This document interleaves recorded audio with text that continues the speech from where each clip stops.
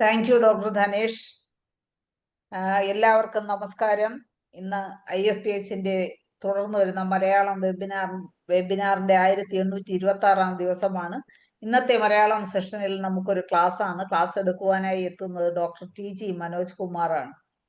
ഡോക്ടറുടെ ക്ലാസ് കേൾക്കുന്നതിന് വേണ്ടി ഇന്ന് സൂം പ്ലാറ്റ്ഫോമിലെത്തിയിട്ടുള്ള എല്ലാ ബഹുമാന്യരായ ഡോക്ടേഴ്സിനെയും ഹോമിയോപ്പതി സ്നേഹികളെയും സ്റ്റുഡൻസിനെയും സ്നേഹപൂർവ്വം ഇന്നത്തെ സെഷനിലേക്ക് സ്വാഗതം ചെയ്യുന്നു. ഡോക്ടർ മനോജ് കുമാർ നമുക്ക് ധാരാളം ക്ലാസ്സുകൾ ഇതിനകം എടുത്തിട്ടുണ്ട്. ഇന്ന് തന്നെ മുലപ്പാലിലെ തകരാറുകളും ഹോമിയോപ്പതിയും എന്ന വിഷയത്തിൽ 2ാം പാർട്ടാണ് ഡോക്ടർ ഇന്ന് എടുക്കുന്നത്. നല്ല രീതിയിൽ രസാവഹമായി ക്ലാസ് എടുക്കുന്ന ഡോക്ടറെ ഇന്നത്തെ സെഷന് വേണ്ടി ആദരപൂർവ്വം സ്വാഗതം ചെയ്യുന്നു. നമുക്ക് ഒരു നിമിഷം ഈശ്വര പ്രാർത്ഥനയോടുകൂടി ഇന്നത്തെ സെഷൻ ആരംഭിക്കാം. നന്ദി. ഡോക്ടറെ തുടങ്ങാം. നമസ്കാരം പ്രിയപ്പെട്ട ഹോമിയോപ്പതി സ്നേഹികളെ. നമ്മൾ കഴിഞ്ഞ ക്ലാസ്സിന്റെ 2ാം ഭാഗമാണ്. ഞാൻ കുറച്ച് സാധാരണ ഞാൻ സ്ലൈഡ് അധികം ഷെയർ ചെയ്യാറില്ല, കാരണം നോക്കി ചെയ്യാറില്ല. അപ്പൊ ഞാൻ കുറച്ച് ഇത് ഷെയർ സ്ക്രീൻ കൊടുത്താൽ പോരെ? അതെ, പച്ച താഴെ ഒരു മുകളിലോട്ടുള്ള ആരോ മാർക്കുണ്ടല്ലോ. അപ്പൊ അതിനകത്ത് സാധാരണ അത് ചെയ്യാറില്ലാത്തതുകൊണ്ട് ഡോക്ടറെ കോഹോസ്റ്റ് ആക്കിയിട്ടുണ്ടോ നോക്കട്ടെ, ഇന്നാലേ ചെയ്യാൻ പറ്റും. വന്നല്ലോ, വന്നു സ്ക്രീൻ വന്നു. ഓ, വീനിങ് ടെക്നിക്സ്. ഓക്കെ. നമ്മള് കഴിഞ്ഞ ക്ലാസ്സിൽ അവസാനിപ്പിച്ചിരുന്നത് മിൽക്കിന്റെ ക്വാളിറ്റി എങ്ങനെ ടെസ്റ്റ് ചെയ്യാം എന്ന് പറഞ്ഞുകൊണ്ടാണ് നമ്മൾ അവസാനിപ്പിച്ചിരുന്നത്. അപ്പൊ ഞാനത് പറഞ്ഞിരുന്നില്ല എന്ന് തോന്നുന്നു. എന്തായാലും അതൊന്നുകൂടി ഒന്ന് റിപ്പീറ്റ് ചെയ്യാം. നമുക്ക് മറ്റ് ജീവികളുടെ, നമ്മളിപ്പോ പശുവിന്റെ പാലാണെങ്കിൽ പോലും നമുക്ക് ആ പാലിന്റെ ക്വാളിറ്റി എങ്ങനെയെന്ന് നമുക്ക് ടെസ്റ്റ് ചെയ്യാൻ പറ്റാറുണ്ട്. കാരണം നമ്മളത് പാല് കാച്ചുമ്പോൾ പാല് പിരിഞ്ഞു പോകും. അതല്ലെങ്കിൽ പാല് പാത്രത്തിൽ പിടിക്കും, പാത്രത്തിന്റെ അടിയിൽ ഇങ്ങനെ പറ്റി പിടിക്കും. പിന്നെ അതിന്റെ ടേസ്റ്റ് വ്യത്യാസമുണ്ടോ? അപ്പൊ ഇങ്ങനെയുള്ള കാര്യങ്ങൾ അനുസരിച്ചാണ് നമ്മൾ പാല് കേടായിട്ടുണ്ടെന്ന്, അല്ലെങ്കിൽ സ്മെല്ല് വ്യത്യാസമുണ്ടോ, നിറ വ്യത്യാസം. പക്ഷേ നിർഭാഗ്യവശാൽ പലപ്പോഴും അമ്മമാര് അവരുടെ പാലിന് തകരാറുണ്ടോ എന്ന് ടെസ്റ്റ് ചെയ്യാറില്ല. ടെസ്റ്റ് ചെയ്യാൻ അറിയത്തില്ല, പിന്നെ കുട്ടി കുടിക്കുന്നില്ല. അപ്പൊ നമ്മുടെ അടുത്ത് അവേർഷൻ ടു മദേഴ്സ് മിൽക്ക് എന്ന് പറഞ്ഞിട്ട് റൂബ്രിക് ആയിട്ട് വരുന്നുണ്ടെങ്കിൽ നമ്മൾ ആദ്യം ചിന്തിക്കുക എങ്ങനെ അവേർഷൻ ടു മദേഴ്സ് മിൽക്ക്. അപ്പൊ ഉടനെ നമ്മൾ സൈലീഷ്യോയിലെ മെഡിസിൻസ് ഒക്കെ കൊടുക്കുന്നതിന് മുമ്പ് നമ്മൾ ആലോചിക്കേണ്ട കാര്യം എന്തായിരിക്കും? 2 സാധ്യതയുള്ളൂ. ഒന്നെങ്കിൽ കുട്ടീൻ്റെ കുഴപ്പം, അല്ലെങ്കിൽ അമ്മയുടെ കുഴപ്പം. 2 പോസിബിലിറ്റി ആണല്ലോ, കണക്ഷൻസ് അങ്ങനെ 2 അല്ലേ ഉള്ളൂ. അപ്പോൾ അങ്ങനെയാകുമ്പോൾ നമ്മൾ പാലൊന്ന് ചെക്ക് ചെയ്ത് നോക്കണം. കുട്ടിക്ക് നമ്മൾ വായിലെല്ലാം നോക്കി ചിലപ്പോൾ ആഫ്തസ് ഉണ്ടാകും. ഇനി വിശപ്പില്ലായ്മയാണെങ്കിൽ അതിനുള്ള മെഡിസിൻസ് ഒക്കെ നമുക്ക് കൊടുക്കാം. പക്ഷേ ഇതൊന്നുമില്ല, കുട്ടി ഓക്കെയാണ്. അപ്പൊ അങ്ങനെ നമ്മൾ എന്ത് ചെയ്യണം? ഉടനെ അമ്മേനെ കുറിച്ച് ചിന്തിക്കണം. അപ്പൊ ഭൂരിഭാഗം ഹോമിയോപ്പതി ഡോക്ടർമാരും പലപ്പോഴും അങ്ങനെ ഒരു ചിന്ത അവരുടെ മനസ്സിൽ വരാറുണ്ടാവില്ല. ഇനി വന്നിട്ടുണ്ടെങ്കിൽ ഓക്കെ, ഇനി വരാത്തവരുണ്ടെങ്കിൽ, എൻ്റെ കൂടെയുള്ള ആർക്കെങ്കിലും അങ്ങനെ ഒരു ചിന്ത വരുന്നില്ലെങ്കിൽ നമുക്ക് അങ്ങനെ ചിന്തിക്കേണ്ടതുണ്ട്. അപ്പോൾ ഇതിന് ടെസ്റ്റ് ചെയ്യുന്ന നിങ്ങൾക്ക് ആർക്കെങ്കിലും ഞാനൊന്ന് പറഞ്ഞിരുന്നു കഴിഞ്ഞ ക്ലാസ്സിലും, സീനിയേഴ്സിന് ആർക്കെങ്കിലും വേറെ വഴികൾ അറിയാമെങ്കിൽ പറയുക. നമ്മുടെ അക്കാഡമിക് ആയിട്ട് നമുക്ക് പാലിന്റെ ടെസ്റ്റ് ചെയ്യാനുള്ള നാടൻ വഴികളോ അല്ലെങ്കിൽ നാച്ചുറൽ വഴികളൊന്നുമില്ല. ലാബിൽ കൊണ്ടുപോയി ടെസ്റ്റ് ചെയ്ത് നോക്കുക. എന്തെങ്കിലും ഓർഗാനിസം ഉണ്ടോ എന്ന് നോക്കുക, പസൽസ് ഉണ്ടോ എന്ന് നോക്കുക, പിന്നെ എന്തെങ്കിലും ബാക്ടീരിയ ഉണ്ടോ എന്ന് നോക്കുക, കൾച്ചർ, ഇങ്ങനെയൊക്കെയുള്ള സാധാരണ വഴികൾ. ഇതൊന്നും നമ്മൾ സാധാരണ ജീവിതത്തിൽ നമ്മൾ ആരും തന്നെ, ഞാൻ ചെയ്തിട്ടില്ല, നിങ്ങൾ ആരും ചെയ്തിട്ടുണ്ടെങ്കിൽ എനിക്കറിയില്ല, ഭൂരിഭാഗം പേരും ഇത് പാല് കൾച്ചർ ചെയ്ത് നോക്കുവോ ഒന്നും ചെയ്യാനുള്ള സാധ്യതകൾ കുറവാണ്. അപ്പൊ ഒരു ട്രഡീഷണൽ ആയിട്ടുള്ള ഒരു ടെക്നിക്ക് എന്താണെന്ന് വെച്ചാൽ, ഈ മുലപ്പാല് 2 മുലകളിലും പാല് വെവ്വേറെ പിഴിഞ്ഞെടുത്തിട്ട് ഒരു ഗ്ലാസ് പച്ചവെള്ളത്തിനകത്ത്, പ്ലെയിൻ ഗ്ലാസ് എടുക്കുക, അതിനകത്ത് പച്ചവെള്ളം എടുക്കുക, നല്ല ശുദ്ധമായ വെള്ളം എടുക്കുക, അതിനകത്ത് പാല് ഒഴിച്ചു നോക്കുക. അപ്പൊ ആ പാല് യൂണിഫോം ആയിട്ട് ഒരുപോലെ പാല് വെള്ളത്തിൽ കലരണം. അങ്ങനെ കലരുകയാണെങ്കിൽ നമുക്ക് ആ പാലിന് കുഴപ്പമില്ല. പാല് നമ്മൾ അങ്ങനെ പിഴിഞ്ഞെടുത്തു കഴിഞ്ഞാൽ നമുക്ക് മണത്ത് നോക്കാം, സ്മെല്ലുണ്ടോ നോക്കുക. ഇനി ടേസ്റ്റ് ചെയ്ത് നോക്കാൻ ബുദ്ധിമുട്ടില്ല എങ്കിൽ ടേസ്റ്റ് ചെയ്ത് നോക്കുന്നതിനും കുഴപ്പമില്ല. അപ്പൊ ഈ പാലിനകത്ത് വെള്ളത്തിൽ ഒഴിച്ചു കഴിഞ്ഞാൽ അത് യൂണിഫോം ആയിട്ട് കലരണം. അപ്പൊ ഇതിനകത്ത് എന്തെങ്കിലും തകരാറുണ്ടെങ്കിൽ, ഈ പാല് ഞാൻ കണ്ടിട്ടുണ്ട്, തകരാറുണ്ടെങ്കിൽ ഈ പാല് നമ്മൾ നേരെ അടിയിലോട്ട് സിങ്ക് ചെയ്ത് പോയിക്കോ, അല്ലെങ്കിൽ ഫ്രോത്ത് പോലെ മുകളിൽ പൊങ്ങിക്കിടക്കാം. ഇനി അതല്ലെങ്കിൽ യെല്ലോയിഷ് കളറിൽ ഇങ്ങനെ സ്ട്രിക്സ്, വരകരകൾ പോലെ ഇങ്ങനെ താഴ്ന്നു പോകുന്നത് കാണാം. അങ്ങനെ എന്ത് ഡിഫറൻസ് ഉണ്ടെങ്കിലും അമ്മയ്ക്കാണ് തകരാറ്. അതുകൊണ്ടാണ് കുട്ടി കുടിക്കാത്തത് എന്നൊരു ധാരണ ഉണ്ടായിരിക്കണം. അപ്പൊ നമുക്ക് മെഡിസിൻസ് ഹോമിയോപ്പസിൽ പിന്നെ നമ്മുടെ റെപ്പർട്ടറിയിൽ ധാരാളം മെഡിസിൻസ് ഉണ്ട്. അപ്പൊ അതൊന്നും നമ്മൾ പലപ്പോഴും ഉപയോഗിക്കാറില്ല എന്നുള്ളതാണ്. നമ്മൾ ആകെ 3-4 മെഡിസിൻസ് മാത്രമേ ചിന്തിക്കാറുള്ളൂ. അപ്പൊ അതിനകത്ത് ബാഡ് മിൽക്ക്, നമ്മൾ എത്യൂസ, കാൽക്കരിക്കാർബ്, കാൽക്കരിയോഫോസ്, സൈരീഷ്യ, ചമോമില്ല, പിന്നെ കാലിബേക്ക്, ഫൈറ്റോലക്ക, കാൽക്കരിയോഫോസ്, ഇങ്ങനെയൊക്കെയാണ്. അപ്പൊ എത്യൂസയിൽ നമ്മൾ പറയാം കുട്ടികൾ vomiting of milk in large curds എന്ന് പറഞ്ഞ് ഛർദ്ദിക്കുന്നുണ്ട്. അതിനകത്ത് 2 സാധ്യതകളുണ്ട്.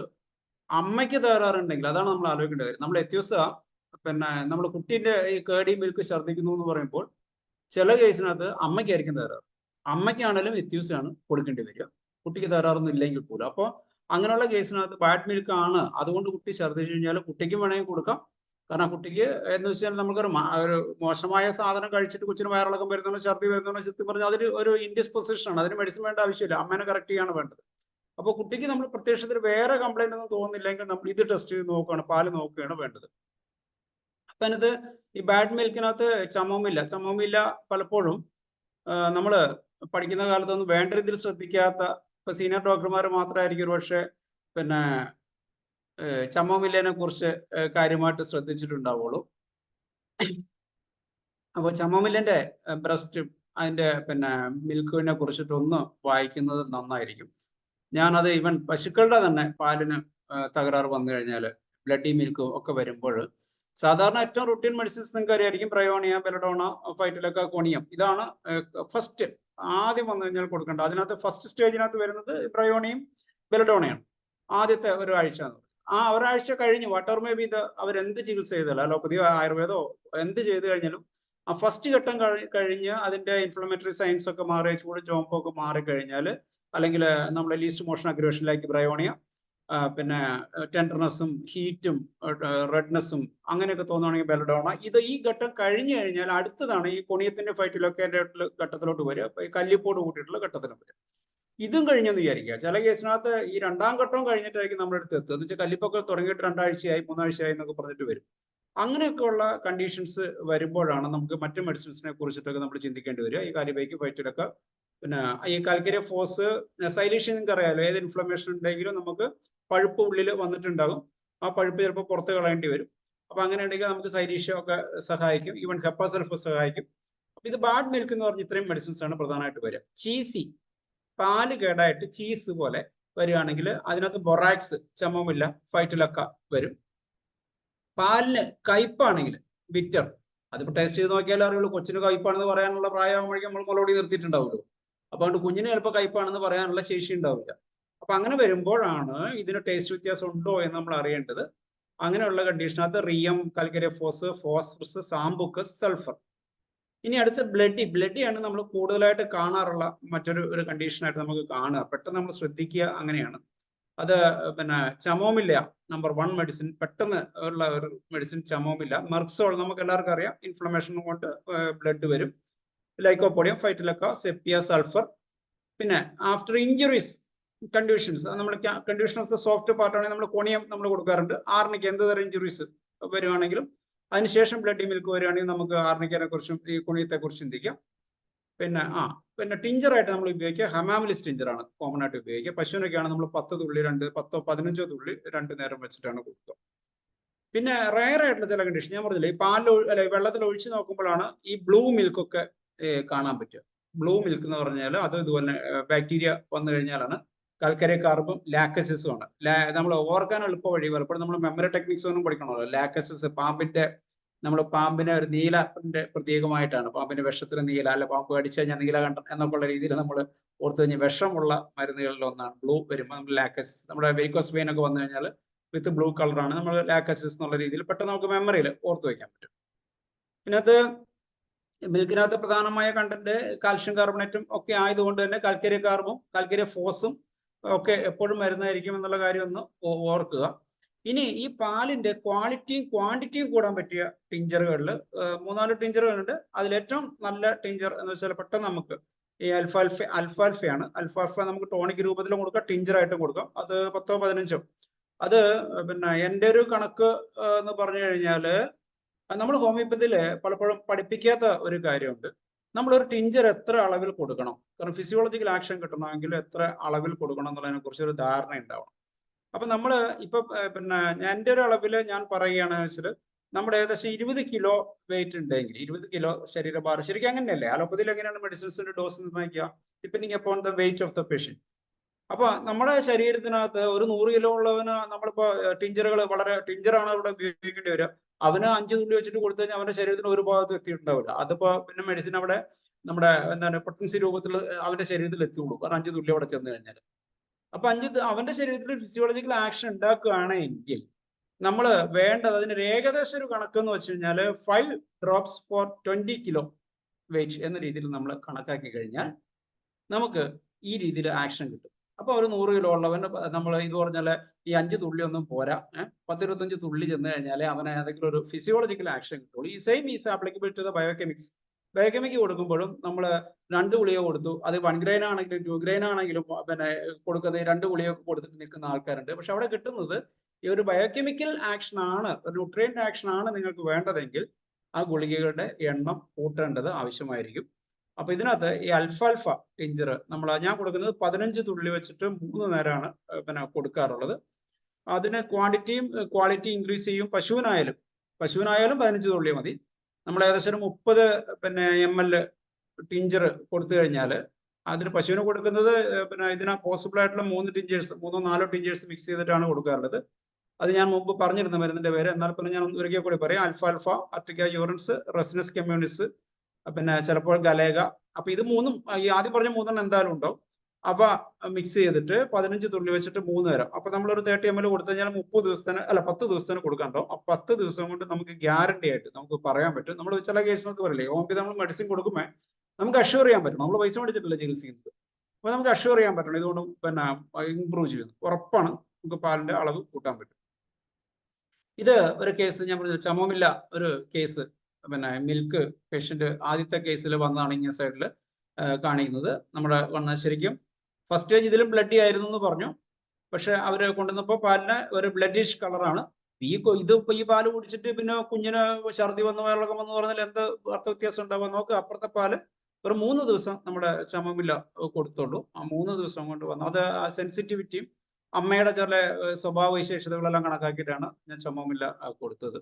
അപ്പൊ അത് അത്ര പെട്ടെന്ന് അതിനകത്ത് വ്യത്യാസം വരും.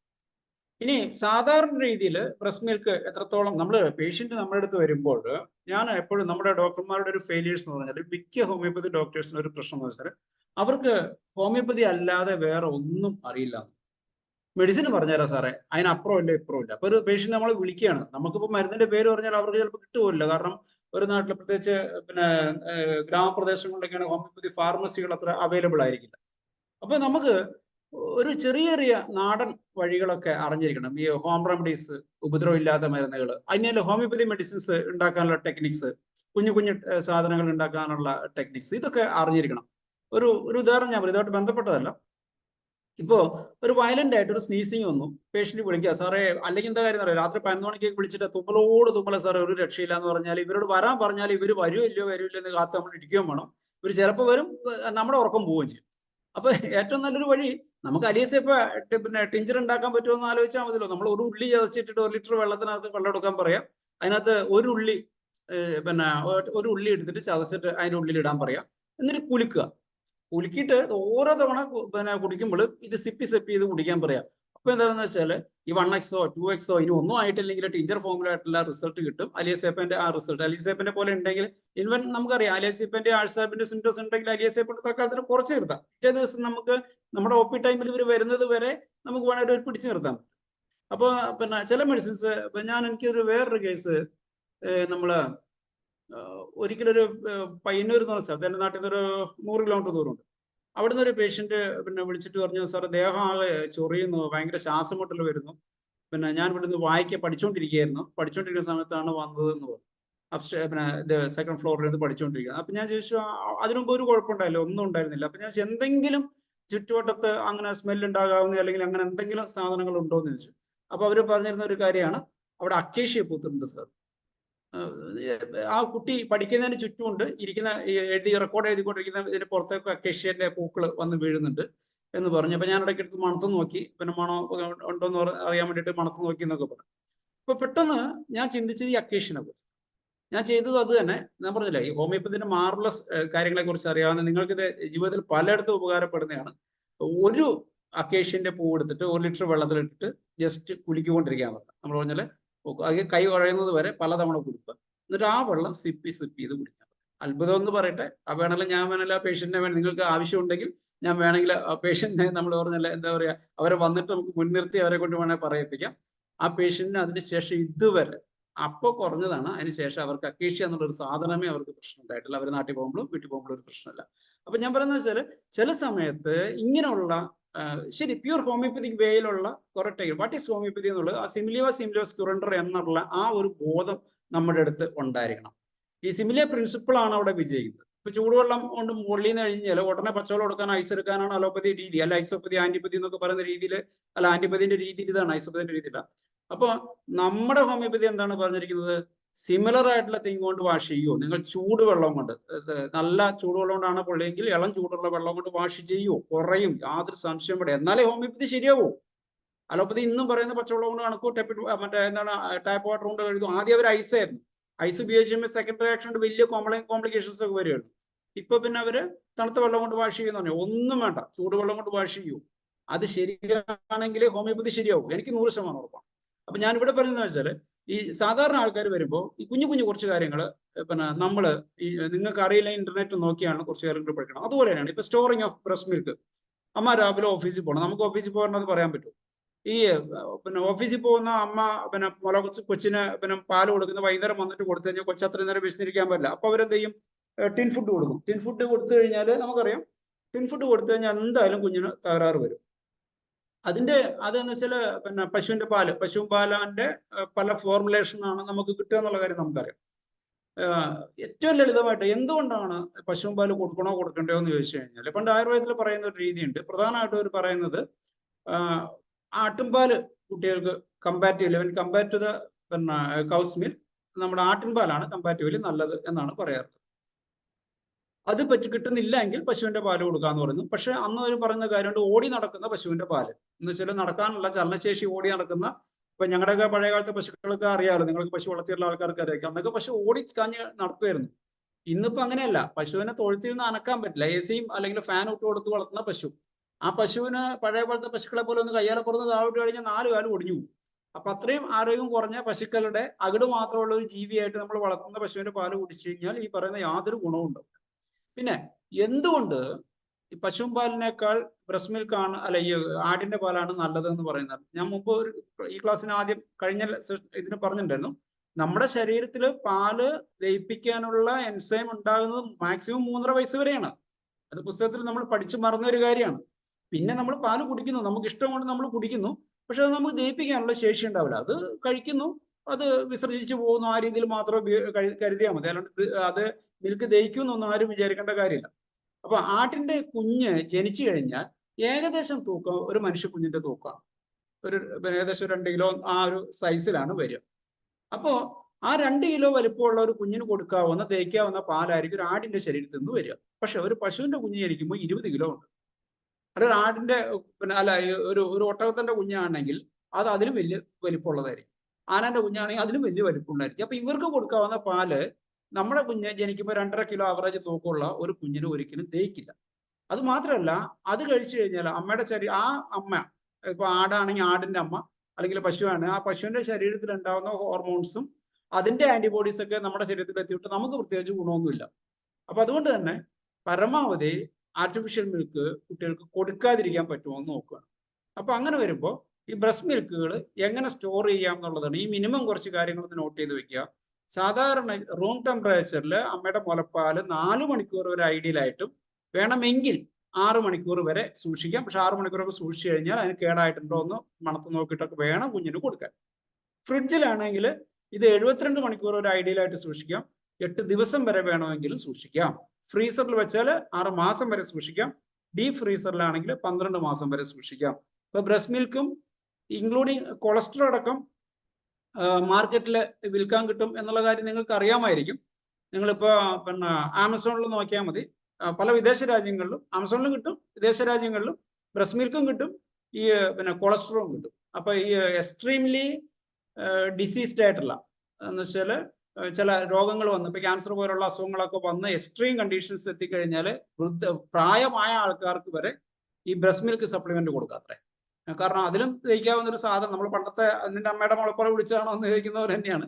ആ പഴയ മുളപ്പാല് ഇന്നും നമുക്ക് ദഹിക്കും എന്നാണ് പറയുന്നത്. അപ്പൊ അതുകൊണ്ട് പിന്നെ അങ്ങനെയുള്ള കേസുകളിൽ പോലും അതിനുകൊണ്ടും വേറെ എന്തൊക്കെയോ കാര്യങ്ങൾ കൊണ്ടും ചില സൗന്ദര്യവർദ്ധക വസ്തുക്കൾ ഉണ്ടാക്കാനൊക്കെ ബ്രസ്റ്റ് മിൽക്ക് ഉപയോഗിക്കാറുണ്ട്. അപ്പോൾ ഇപ്പൊ വിദേശത്ത് ഇങ്ങനെയുള്ള പാലുകളൊക്കെ കിട്ടും. നമ്മുടെ നാട്ടിൽ കിട്ടി തുടങ്ങിയിട്ടുണ്ടോന്ന് അറിയില്ല, പക്ഷെ ഓൺലൈനായിട്ട് കിട്ടാറുണ്ട്. അപ്പൊ ഇത്രയുള്ള ഒരു മിനിമം കാര്യങ്ങൾ നമ്മൾ പിന്നെ എപ്പോഴും പിന്നെ അമ്മയുടെ മുലപ്പാൽ കൊടുക്കാൻ പറ്റാത്ത സാഹചര്യങ്ങളിൽ ഇത് പിന്നെ നമ്മുടെ പാല് പിഴിഞ്ഞു വെച്ച് കഴിഞ്ഞാൽ 4 മണിക്കൂറൊക്കെ കഴിഞ്ഞാലും കുട്ടികൾക്ക് കൊടുക്കാം എന്ന ഒരു ധാരണ നമുക്ക് ഉണ്ടായിരിക്കണം. ഈ പാല് നമ്മൾ പിന്നെ ദീർഘനേരം സൂക്ഷിച്ച് അമ്മ തന്നെ കുഞ്ഞിന് വൈകുന്നേരം വന്നിട്ട് രാവിലെ കൊടുത്തിട്ട് പിന്നെ വൈകുന്നേരമാണ് മുല കൊടുക്കുന്നതെങ്കിൽ പല കുട്ടികൾക്കും വയറ്റിൽ അസുഖം ഉണ്ടാകും. അതിനുള്ള മെഡിസിൻസ് നമ്മളിപ്പോൾ സ്പോയിൽഡ് മിൽക്ക് എന്നാണ് നമ്മൾ അതിനകത്ത് പഠിച്ചത്. അത് പുറത്തുനിന്ന് എടുത്ത് വെച്ചിട്ട് സ്പോയിൽഡ് അല്ല, അമ്മയുടെ ശരീരത്തിൽ തന്നെ ഇരുന്ന് കഴിഞ്ഞാലും ചിലപ്പോൾ കേടാകും. ഇപ്പൊ പല അമ്മമാര് പറയാറുണ്ട് വെയിൽ കൊണ്ടിട്ട്, ഞങ്ങളുടെ നാട്ടിലൊക്കെ എല്ലാ നാട്ടിലും അങ്ങനെയാണ്. ഇപ്പൊ തൊഴിലുറപ്പിനെ പോയിട്ട് രാവിലെ തൊട്ട് ഉച്ചവരെ അല്ലെങ്കിൽ വൈകുന്നേരം വരെ വെയിൽ കൊണ്ട് പണിയെടുത്ത് വരുന്ന അമ്മമാര് അതുപോലെ പോയിട്ട് കുഞ്ഞിന്റെ എന്താ പറയാ അവരുടെ കുഞ്ഞിന്റെ ആക്രാന്തം കണ്ടിട്ട് ഇവരെ കഴുകാനും കുടിക്കാനും ഒന്നും തരാണ്ട് നേരെ അങ്ങോട്ട് മുല കൊടുത്തു കഴിഞ്ഞാൽ എന്താ സംഭവിക്കുക വെച്ചാൽ കൊച്ചിന് പെട്ടെന്ന് ഛർദി വരും. അപ്പൊ അങ്ങനെയൊക്കെ വരുമ്പോൾ പിന്നെ ഈ ലേറ്റ് കമ്മിങ് ആയിട്ട് വരുന്ന അമ്മമാരുടെ പാല് കുടിച്ചു കഴിഞ്ഞാൽ വരുന്ന തകരാറിനൊക്കെ നമ്മൾ ഇൻഡിക്കേഷൻ ഉള്ള മെഡിസിൻസ് മാത്രം കൊടുക്കാറുണ്ട്. ഇപ്പൊ സ്പോയിൽഡ് മിൽക്കിന് ഒരു മെഡിസിൻ, അതുകൊണ്ട് കുട്ടി കുടിക്കുന്നില്ല എന്ന് പറഞ്ഞാൽ ഒരു മെഡിസിൻ മെർക്സോളാണ്. പിന്നെ ബ്രസ്റ്റ് മിൽക്കിന്റെ ടേസ്റ്റിനെ കുറിച്ചിട്ടാണ് ഞാനിപ്പോൾ പറഞ്ഞു. ക്വാളിറ്റിയും ക്വാണ്ടിറ്റിയും എല്ലാം നമ്മൾ പറഞ്ഞു. ഇനി ടേസ്റ്റ് ഓഫ് ദ മിൽക്ക് മാറുന്ന കുറേ കണ്ടീഷൻസ് ഉണ്ട്. നമ്മൾ പലപ്പോഴും ടേസ്റ്റ് ചെയ്ത് നോക്കാറില്ല, പക്ഷെ ടേസ്റ്റ് ചെയ്ത് നോക്കുന്നതിൽ തെറ്റില്ല. കുഞ്ഞിന് കൊടുക്കുന്ന എല്ലാ ഭക്ഷണവും നമ്മൾ ടേസ്റ്റ് ചെയ്ത് നോക്കാം, എല്ലാ അമ്മമാരും. പക്ഷെ സ്വന്തം ബ്രസ്റ്റ് മിൽക്ക് ടെസ്റ്റ് ചെയ്യുന്നത് വലിയ അപരാധമാണെന്നോ മോശമാണെന്നോ ധരിച്ചുകൊണ്ടായിരിക്കും. കാരണം നമ്മൾ കുഞ്ഞിന് കൊടുക്കുന്ന ഒരു സാധനമല്ലേ, അതിന് തകരാറുണ്ടോ നമ്മൾ എങ്ങനെ അറിയാൻ പറ്റും? അപ്പോൾ അതിന്റെ നോർമൽ ടേസ്റ്റ് നമ്മൾ അറിഞ്ഞിരിക്കുന്നതാണ് നല്ലത് എന്ന് തന്നെ നമ്മൾ അങ്ങനെ ഒരു കൾച്ചർ നമ്മൾ വളർത്തിയെടുക്കുക. കുഞ്ഞിന് കൊടുക്കുന്ന എല്ലാ ഭക്ഷണവും എല്ലാ അമ്മമാരും ടേസ്റ്റ് ചെയ്തു. പക്ഷെ ബ്രസ്റ്റ് മിൽക്ക് സ്വന്തം ശരീരത്തിൽ നിന്ന് വരുന്നതല്ലേ, ഇത്ര വലിയ നമ്മൾ കുഞ്ഞിന് നമ്മുടെ എന്താ പറയുക ജീവദ്രവമായിട്ട് കൊടുക്കുന്നതല്ലേ. അതിനകത്ത് ടെസ്റ്റ് ചെയ്ത് നോക്കുന്നതിൽ ഒരു അപാകതയും ഉണ്ട് എന്ന് തോന്നിപ്പിക്കരുത്. നമ്മൾ ഒരു പുതിയ കൾച്ചറുകൾ നമ്മൾ കുഞ്ഞുങ്ങളെ ചികിത്സിക്കുന്ന ഏറ്റവും കൂടുതൽ കുഞ്ഞുങ്ങളെ ചികിത്സിക്കുന്ന ഈവൻ നമ്മൾ പീഡിയാട്രീഷ്യൻസ് അല്ലെങ്കിൽ പോലും പീഡിയാട്രീഷ്യൻസ് കഴിഞ്ഞ രണ്ടാം ഘട്ടത്തിൽ ഏറ്റവും കൂടുതൽ കുട്ടികളെ ചികിത്സിക്കുന്ന ഒരു സിസ്റ്റമാണ് ഹോമിയോപ്പതി എന്നുള്ള കാര്യം നമ്മൾ ഓർക്കുക.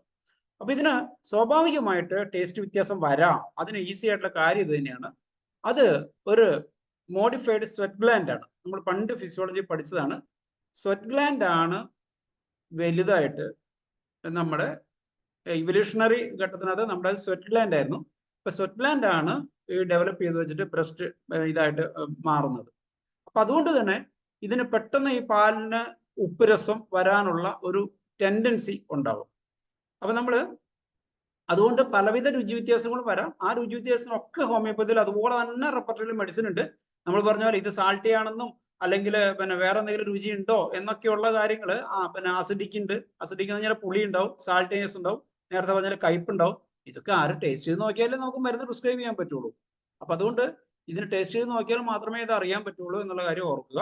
അവേർഷൻ ടു മദേഴ്സ് മിൽക്ക് നമ്മൾ പറഞ്ഞു, അത് പല കാരണം കൊണ്ട് വരാം. അത് കാൽക്കേരിയോഫോസ്, സൈലീഷ്യ, അസറ്റിക് ആസിഡ് ആണ്. സ്പോയിൽഡ് മിൽക്ക് ഞാനിപ്പോൾ പറഞ്ഞു മെർക്സോൾ ആണ്. വോമിറ്റിംഗ് ഓഫ് മിൽക്ക് അത് എത്യൂസ, നിങ്ങൾക്കറിയാം, ലാർജ് കേർഡ്സ് ആയിട്ട് വോമിറ്റ് ചെയ്യും. മാക്കാർബ്, വലേറിയാന, നാട്രൻ കാർബ്, കൽക്കരി കാർബ്, സാനിക്കുല, ആന്റിക്രൂഡ്. ഈ ആന്റിക്രൂഡ് ലാക്ടോസ് ഇൻടോളറൻസിനും കൊടുക്കുന്ന ഒരു മെഡിസിൻ ആണ്. ലാക്ടോസ് ഇൻടോളറൻസിനെ കുറിച്ച് ഞാൻ കഴിഞ്ഞ പ്രാവശ്യം പറഞ്ഞ ഒരു കാര്യം കൂടി ഒന്ന് ഓർമ്മിപ്പിക്കുകയാണ്. ചില കേസിനകത്ത്, എല്ലാ കേസിനകത്തും അല്ല, not only all case, in some cases the problem is with the mother. അപ്പൊ അങ്ങനെ ആണോ എന്ന് അറിയാൻ ഒറ്റ വഴിയുള്ളൂ, വേറെ ഏതെങ്കിലും ഫീഡ് ചെയ്യുന്ന അമ്മമാരുടെ പാല് കുഞ്ഞിന് കൊടുത്തു നോക്കുക. അങ്ങനെ കൊടുത്തു നോക്കുമ്പോൾ കുഞ്ഞിന് തകരാറില്ല എങ്കിൽ, ആ ലാക്ടോസ് ഇൻടോളറൻസ് എന്നാണ് അലോപ്പതി ഡോക്ടർ എഴുതുക. ഞാൻ പറഞ്ഞില്ലേ, ഈവൻ അവരുടെ അലോപ്പതി പീഡിയാട്രീഷ്യൻസ് പോലും പാൽ എങ്ങനെ ടെസ്റ്റ് ചെയ്യാന്നുള്ളത് ഒരാളോട് പറഞ്ഞു കൊടുക്കാൻ ഞാൻ ഇതുവരെ കേട്ടിട്ടില്ല, ഒരാളോടും പറഞ്ഞു കൊടുത്തിട്ടില്ല. അവരാരും പാല് ടെസ്റ്റ് ചെയ്യണമെന്ന് പറഞ്ഞിട്ടില്ല.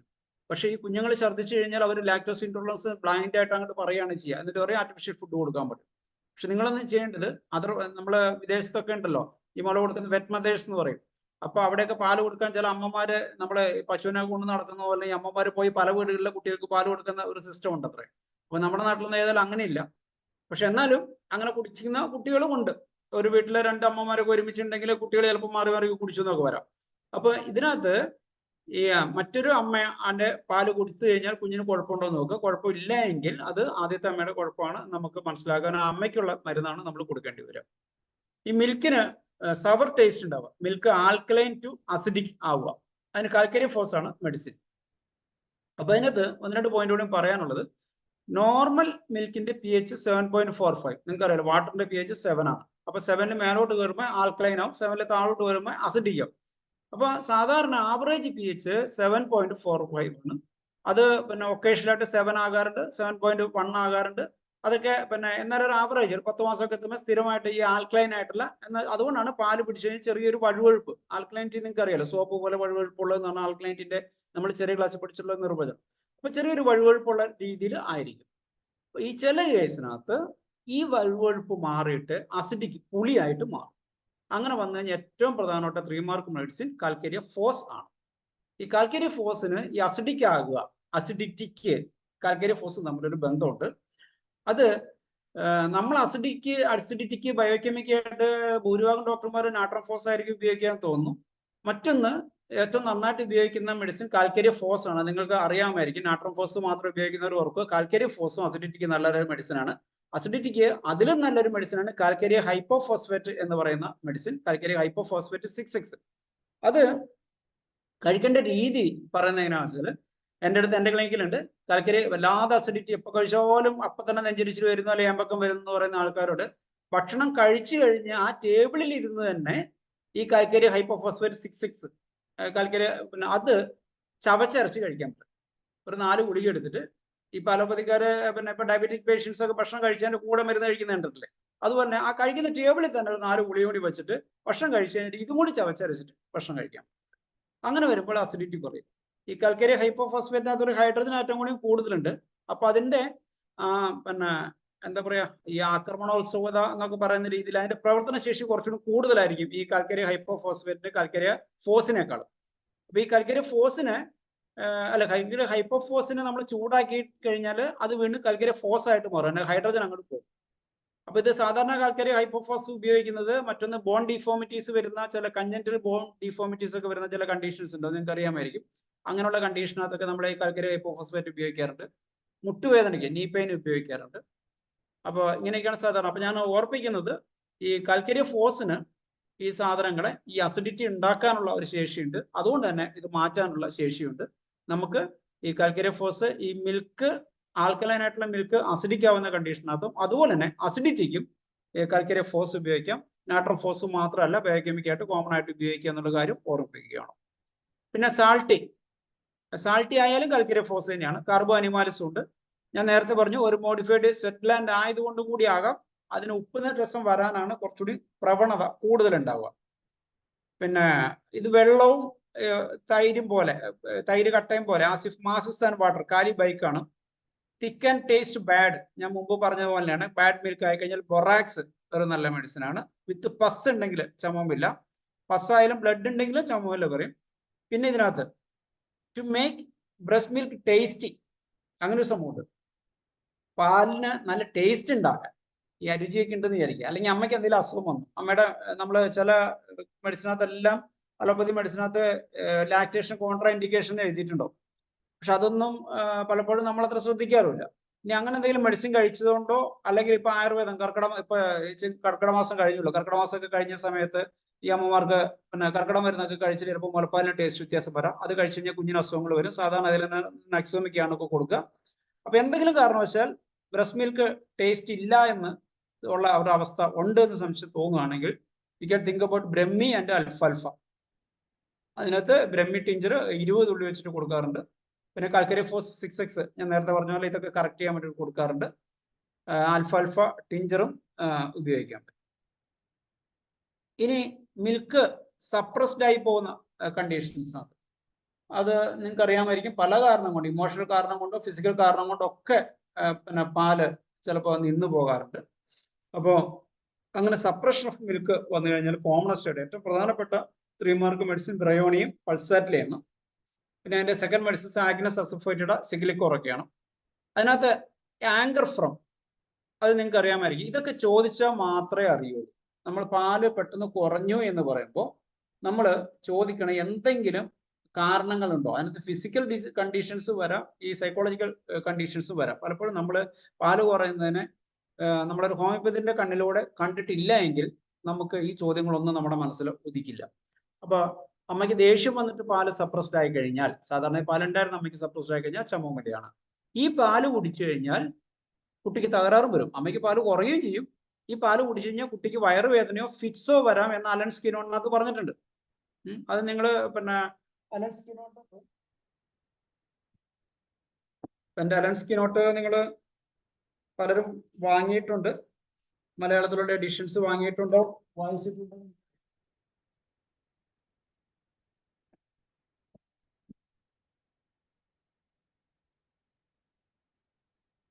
അതിനകത്ത് പിന്നെ അങ്ങനെ തന്നെ മലയാളത്തിൽ തന്നെ വളരെ കൃത്യമായിട്ട് എഴുതിയിട്ടുണ്ട്.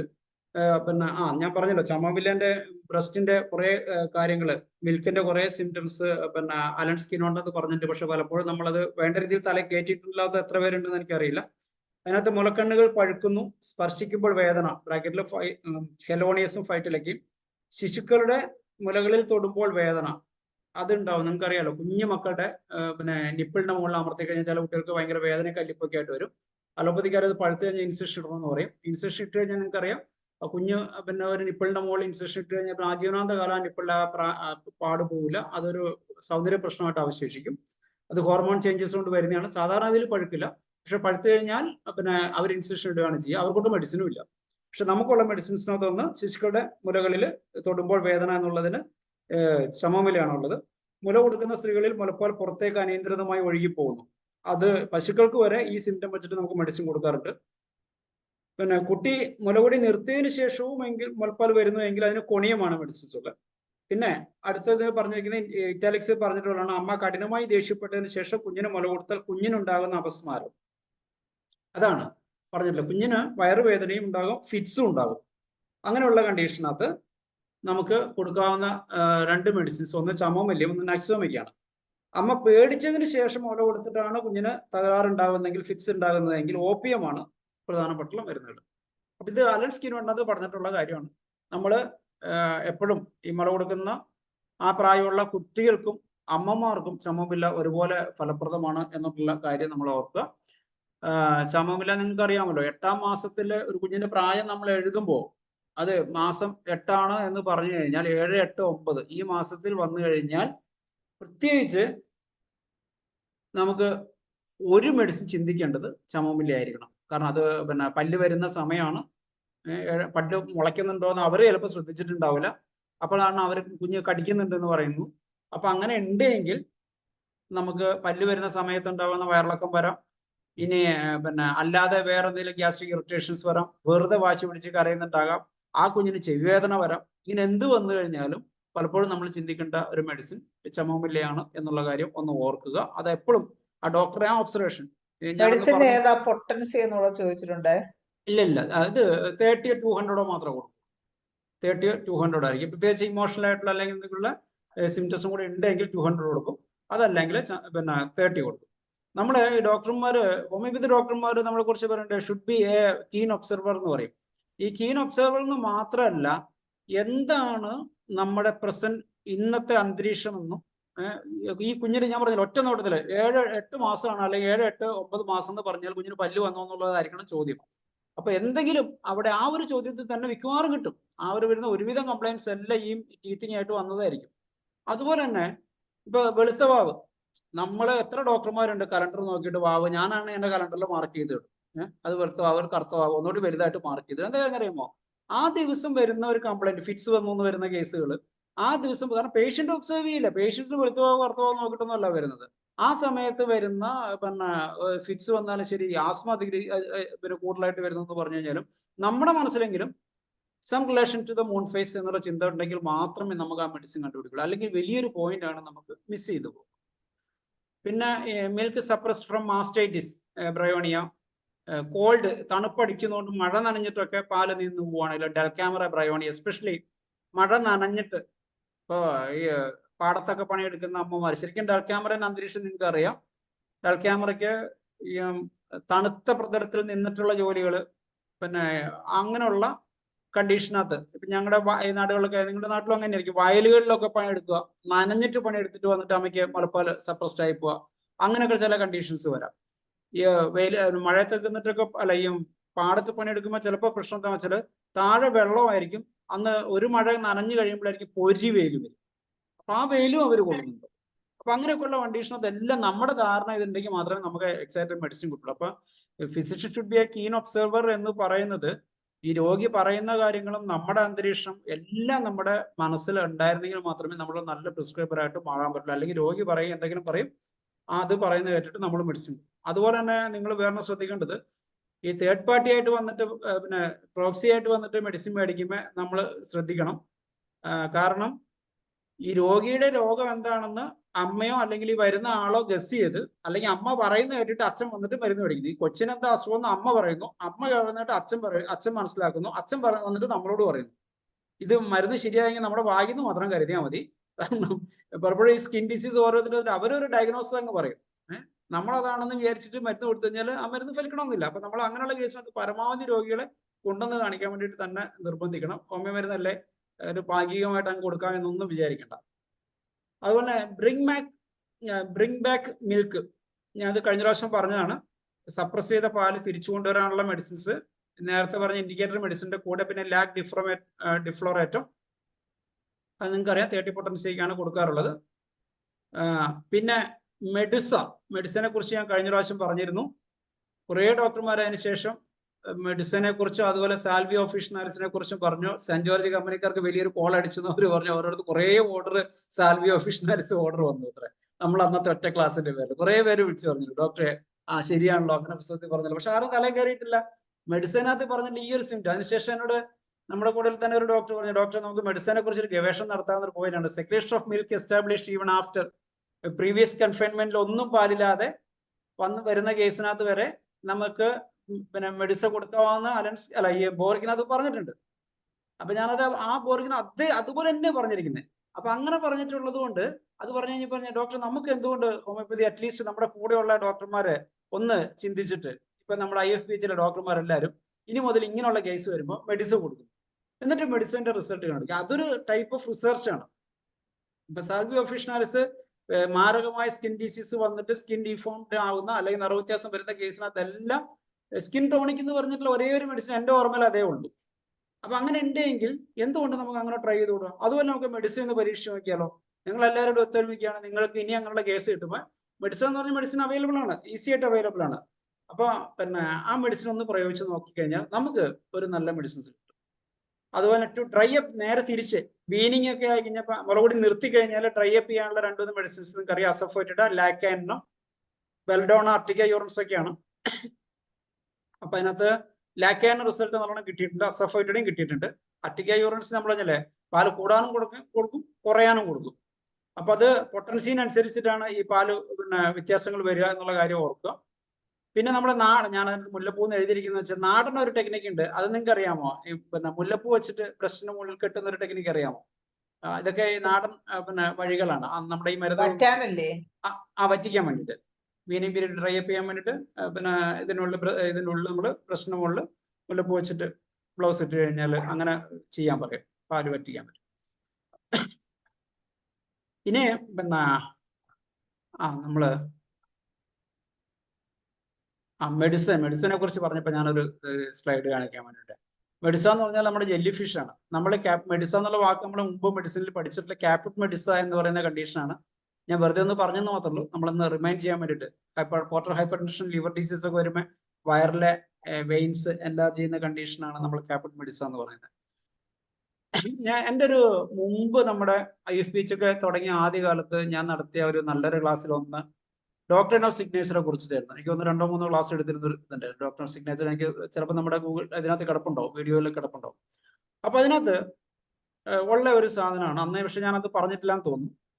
ഈ മെഡിസിന്റെ ഷേപ്പ് നോക്കും. മെഡിസിൻ ജെല്ലി ഫിഷ് ആണ്. ജെല്ലി ഫിഷിന്റെ ഷേപ്പ് ഒരു സംവാട്ട് ലുക്കിലേക്ക് ബ്രസ്റ്റ് എന്നുള്ളതാണ്. ബ്രസ്റ്റ് വിത്ത് അതിന് എന്താ പറയാ, നമുക്ക് ഇവിടെ ഉള്ളൊരു വാലുകൾ പോലെ എന്ന് വെച്ചാൽ അവിടുന്ന് വരുന്ന ഡക്റ്റുകൾ പോലെ കരുതി കഴിഞ്ഞാൽ ഒരു ബ്രസ്റ്റിന്റെ ഷേപ്പ് ഉള്ള ഒരു സാധനം കൂടിയാണ്. അപ്പൊ നമ്മള് ഈ ഡോക്ടർ ഓഫ് സിഗ്നേച്ചർ ഒന്ന് ഓർത്ത് വെച്ച് കഴിഞ്ഞാൽ, ഡോക്ടർ ഓഫ് സിഗ്നേച്ചർ ശരിയാണെന്നൊന്നുമല്ല, അത് നിങ്ങൾക്കറിയാലോ, ദൈവത്തിന്റെ കയ്യൊപ്പ് പതിഞ്ഞ മരുന്നുകൾ എന്ന് പറയുന്ന രീതിയിലാണ് ഡോക്ടർ ഓഫ് സിഗ്നേച്ചർ എന്ന് പറയുന്നത്. ദൈവത്തിന്റെ കയ്യൊപ്പ് പതിഞ്ഞ, കാരണം അന്നത്തെ കാലത്ത് എങ്ങനെ ഈ മരുന്നുകളെല്ലാം കണ്ടെത്തി എന്ന് ചോദിച്ചു കഴിഞ്ഞാൽ ചില ഇൻഡിക്കേഷൻസ് നമുക്ക് തോന്നുകയാണ്. അത് എങ്ങനെയൊക്കെ അത് ശരിയാവുകയും ചെയ്തു. അലോപ്പതിയിൽ പോലും അത് പിന്നെ അംഗീകരിക്കേണ്ടി വരുന്നു. എന്താ കാര്യം വെച്ചാൽ ഇപ്പൊ കണ്ണിന് നല്ലത് ക്യാരറ്റ് ആണെന്ന് നമ്മൾ പണ്ടേ കാലത്ത് പറഞ്ഞ് ക്യാരറ്റിനെ രണ്ടായിട്ട് മുറിച്ചു കഴിഞ്ഞാൽ ശരിക്കും ഒരു കണ്ണ് പോലെ ഉണ്ടല്ലോ എന്ന് നമ്മൾ പറഞ്ഞാൽ അത് പൊട്ടത്തരമാവുകയും ഇതേ ക്യാരറ്റിൽ അടങ്ങിയ കെരോട്ടിൻ കണ്ണിന് ഏറ്റവും ഫലപ്രദമാണെന്ന് പിന്നീട് കണ്ടെത്തുകയും ചെയ്യാണ്. അപ്പൊ അതുകൊണ്ട് കുറേ മെഡിസിൻസ് ഇതേ രീതിയിൽ ബന്ധങ്ങൾ അലോപ്പതി അടക്കം അംഗീകരിക്കേണ്ടി വന്നിട്ടുണ്ട്. പക്ഷെ അവരത് ഡോക്ടർ ഓഫ് മെഡിസിൻ ആണെന്ന് പറയുന്നില്ല എന്നുള്ളത് മാത്രമേ ഉള്ളൂ. ഇതൊരു ഡോക്ടർ ഓഫ് സിഗ്നേച്ചർ ആണ്. അതുപോലെ തന്നെ മറ്റൊരു ഡോക്ടർ ഓഫ് സിഗ്നേച്ചർ ഞാൻ പറഞ്ഞുതരാം. നമ്മുടെ ഓറഞ്ചിന്റെ ഷേപ്പ് നിങ്ങൾ അറിയാലോ. നിങ്ങൾക്ക് ഓറഞ്ചിന്റെ ഷേപ്പ്, നമ്മളതിനകത്ത് ഓറഞ്ചിനെ കുറിച്ച് മെഡിസിൻസ് മുമ്പ് നമ്മൾ പഠിച്ചിട്ടുള്ളത് പൂഡേ ഓറഞ്ച് എന്ന് പറഞ്ഞ ബ്രസ്റ്റിന്റെ ഓർമ്മയില്ലേ? ബ്രസ്റ്റ് ക്യാൻസറിന്റെ ഒരു ലക്ഷണമായിട്ട് ഓറഞ്ച് പോലെ ആവുന്ന ബ്രസ്റ്റ് എന്ന് വെച്ചാൽ ആര്യവളിന്റെ ചുറ്റുമുള്ള ഭാഗത്തെല്ലാം ഇങ്ങനെ കുത്തുകുത്ത്, ഓറഞ്ചിന്റെ മുകളിലുള്ള തോലിപ്പോലുള്ള കുത്തുകുത്ത് ഉണ്ടാവും, നിപ്പിള് റിട്രാക്ട് ആയിരിക്കും. ഇതാണ് പൂഡേ ഓറഞ്ച് എന്ന് പറയുന്ന ബ്രസ്റ്റ് ക്യാൻസറിനൊക്കെ വരുന്ന കണ്ടീഷൻസ്. വെറുതെ ഇതൊന്ന് ഓർമ്മിപ്പിക്കാൻ വേണ്ടി പറഞ്ഞെന്ന് മാത്രമേ ഉള്ളൂ. അപ്പോൾ ഈ ഓറഞ്ചിന് ബ്രസ്റ്റിന്റെ ഇമ്പ്രൂവ്മെന്റിനും അതിന്റെ നറിഷ്മെന്റിനൊക്കെ വലിയ പ്രാധാന്യമുണ്ട്. ഇത് ഞാൻ വെറുതെ കുണ്ടടിക്കുകയാണെന്ന് കരുതണ്ട, ഞാൻ നല്ലോണം സെർച്ച് ചെയ്തിട്ട് തന്നെയാണ് പറയുന്നത്. ഇതിനകത്ത് ഈ ഓറഞ്ചിനകത്ത് കുറെ ഫ്ലേവനോയിഡ്സ് തന്നെ ഉണ്ട്. അതിനകത്ത് ഒന്ന്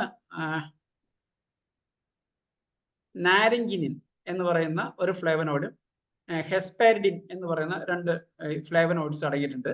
അപ്പൊ ഇതിനെ കുറിച്ചിട്ട് നെറ്റിലൊന്ന് സെർച്ച് ചെയ്ത് നോക്കുക. ആ നെറ്റിനെ സെർച്ച് ചെയ്ത് കഴിഞ്ഞാൽ ഇത് നമുക്ക് മിൽക്ക് പ്രൊഡക്ഷന്, ഇത് രണ്ടും റിസ്ക് ഓഫ് ബ്രസ്റ്റ് ക്യാൻസർ സഹായിക്കുന്നുണ്ടാവുന്നത്. ബ്രസ്റ്റ് ക്യാൻസർ വരാതിരിക്കാൻ ഈ ഓറഞ്ചിൽ അടങ്ങിയിട്ടുള്ള ഘടകങ്ങൾ സഹായിക്കും അത്ര. അതിന്റെ 2 ഫ്ലേവനോയിഡ്സിന്റെ പേരാണ് ഉള്ളത്. അത് മാത്രമല്ല, ഡയബറ്റിക് കിഡ്നി ഡിസീസിനകത്ത് ഇതൊരു നെഫ്രോ പ്രൊട്ടക്റ്റീവ് ആണെന്ന് നമ്മുടെ വിക്കിപീഡിയയിൽ പറഞ്ഞിട്ടുണ്ട്. ഒരു കാര്യം നിങ്ങൾ അതുകൊണ്ടൊന്ന് ഓർത്ത് വെക്കുക. നമുക്ക് ഡയബറ്റിക് പിന്നെ ഇതിൽ നെഫ്രോപ്പതീസ് നമുക്ക് കേസുകൾ കിട്ടാറുണ്ട്.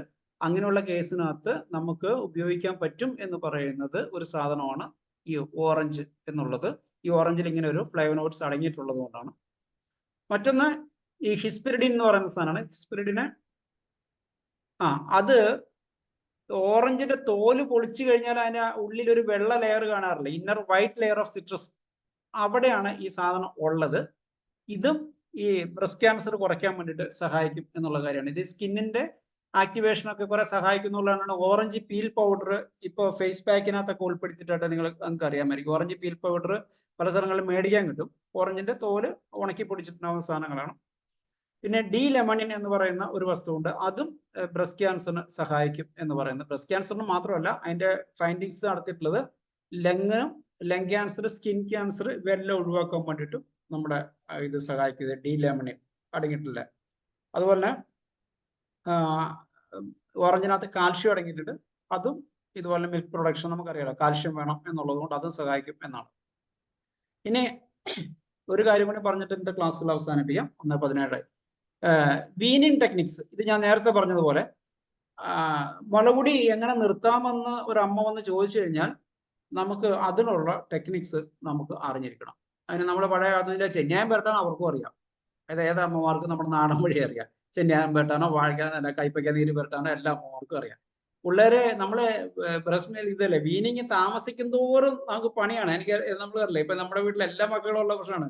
2 വയസ്സായിട്ട് കൊച്ചു കുടിക്കുന്നതല്ലേ, നമുക്ക് അതിന് വീട്ടിൽ തന്നെ ഇരിക്കുന്നതല്ലേ കൊടുക്കാലോ എന്ന് വിചാരിച്ച് 3 വയസ്സ് അതിനപ്പുറത്തോട്ട് അങ്ങ് പോയി ഇവർ എത്ര വയസ്സ് വരെ കുടിക്കുന്നു അത്ര കാലം പാലുണ്ടാവുകയും ചെയ്യും. അപ്പോൾ ചില അമ്മമാർക്ക് 5 വയസ്സ് വരെ കൊടുക്കാനുള്ള പാലുണ്ടാവും. ഇപ്പൊ ഇവന്മാർ എന്ത് ചെയ്യും? അമ്മ പിന്നെ ചെന്യായം പറ്റിക്കഴിഞ്ഞാൽ ഉടനെ ഇവന്മാർ പുറകിൽ തുണിയും പിടിച്ചുകൊണ്ടായിരിക്കും വരുന്നത്. ഏത് തുണിയാണ്? മിക്കവാറും കരിക്കുള്ള തുണിയായിരിക്കും. അവന്മാർ അത് തുടച്ചിട്ട് അവർ മുലകുടി തുടങ്ങും. അപ്പൊ അതുകൊണ്ട് കുറച്ച് വലുതായി കഴിഞ്ഞാൽ ഈ കുട്ടികളെ പാലുകുടി നിർത്താൻ വേണ്ടി വലിയ വിഷമമാണ്. അപ്പോൾ അങ്ങനെ വരുമ്പോൾ ഇതിനോട് കയ്പ് തേച്ച് കഴിഞ്ഞാൽ ഒന്നും രക്ഷയില്ല. കാരണം അവര് മക്കളെ തന്നെ ഇന്റർവ്യൂ ചെയ്തെന്ന് കിട്ടിക്കഴിഞ്ഞാൽ നല്ല ടേച്ചാന്ന് പറയാം. കാരണം എന്താ വെച്ചാൽ കാരണം ആകെ കുറച്ചേ ഉണ്ടാവുള്ളൂ, അളവ് കുറച്ചായിരിക്കും, പക്ഷെ നല്ല തേനായിരിക്കും. അപ്പൊ പിന്നെ മക്കളെ എന്ത് ചെയ്താലും അമ്മ വന്നു കഴിഞ്ഞാൽ അമ്മയുടെ കൊഞ്ചിന്ന് കാണുമ്പോൾ അല്ലെങ്കിൽ കെഞ്ചി പറയുമ്പോൾ എല്ലാ അമ്മമാരുടെയും മനസ്സ് അലിയിക്കും. എത്ര വലിയ കുട്ടിയായാലും പാലുണ്ടെങ്കിൽ അമ്മമാർ കൊടുക്കുകയും ചെയ്യും. അപ്പൊ അതുകൊണ്ട് ആ ഒരു ടെക്നിക്ക് ഒന്നും നടക്കൂല. കാരണം കയ്പൊന്നും തേച്ച് കഴിഞ്ഞാലൊന്നും പിള്ളേർ അത് തുടച്ച് കളഞ്ഞിട്ട് അവർ കുടിക്കുക. അല്ല, അവർ ആദ്യം നക്കി തുടച്ച് അതങ്ങ് തുപ്പിക്കളയും, എന്നിട്ട് പിന്നെ കുടിക്കും. അപ്പോൾ ആ ടെക്നിക്കൊന്നും നടക്കില്ല. അപ്പോഴാണ് അടുത്ത ടെക്നിക്കും കൂടി നമ്മൾ അറിഞ്ഞിരിക്കണം. അത് ഞാൻ സൈക്കോളജി പഠിച്ചുകൊണ്ടുള്ള സൈക്കോളജിക്കൽ ടെക്നിക്കാണ്. ഈ കുഞ്ഞുങ്ങളെ സംബന്ധിച്ചോളം അവരുടെ ഏറ്റവും വലിയ പേടി സ്വപ്നവും ഈ അമ്മ നമ്മളെ വിട്ടിട്ട് പോവുക എന്നുള്ളതാണ്.